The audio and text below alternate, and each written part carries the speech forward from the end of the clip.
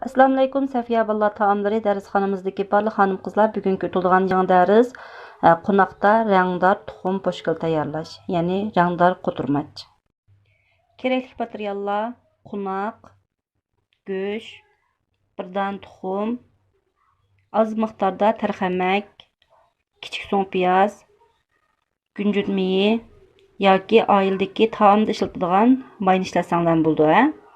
Tetqulardan kichik yarım qo'shiq oqmuch, az miqdorda bir qo'shiq shika, muvofiq miqdordagi tuz va bir qo'shiq un.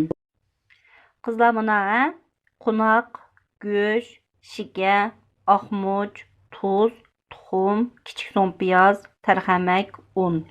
Hamma materiallarimizni shunday bir qachoq to'kib olgandan keyin mayni ustiga to'kimiz. To'kib olib, buni qo'l chalg'ich bilan takshi aralashtiramiz.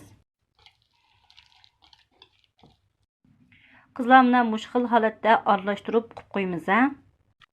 Qizlar mushu darsda ishlatilgan qunaqninki hamda partisi mushu qunaqdanchilar uchun mushu havosizlantirilgan mushundaq holatdagi qunaqni ishlatdim. Sizlar mushundaqni ishlatsanglar bo'ldi. Yo'q bo'lmay qolsa, buning guantonligi bor, qutulig'i bor, shuni ishlatsanglar bo'ldi.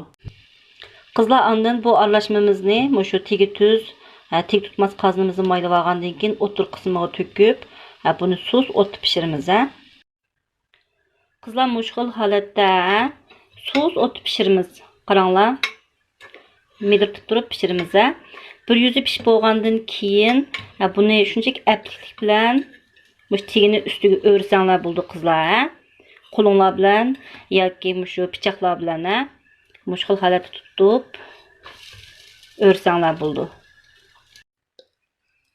Qizlar mana bir yuzini pishirib bo'lgandan keyin mush xil holatda yana suz o'tda og'izni etib turib pishirsak bo'ldi. Qizlar mana intayin rangdor holatda tayyorlangan. Bu ballar taomlarimiz tayyor bo'ldi. Darsda bilmagan, tushunmagan nuqtalar bo'lib qolsa, ayrimxonada so'rasanglar bo'ldi. Bugungi dars tamom.